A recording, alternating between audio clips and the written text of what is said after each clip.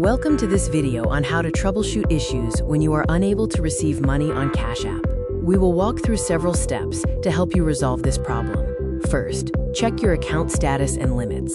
Ensure your account is in good standing by checking your status in the support section of the app.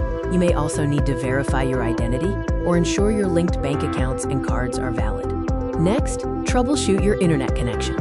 A stable connection is required. Try toggling your Wi-Fi and cellular data, restarting your router, or using airplane mode to reset your device's connection.